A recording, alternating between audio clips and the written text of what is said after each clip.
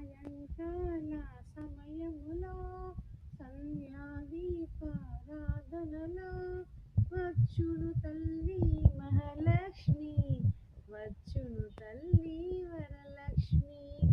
అందరూ కలిసి రండి, రకరకాల పూలు తేరండి, దేవికి అర్పణమివ్వండి, దేవి రూపం చూడండి. సాయంకాల సమయములో సంధ్యాదీపారాధనలో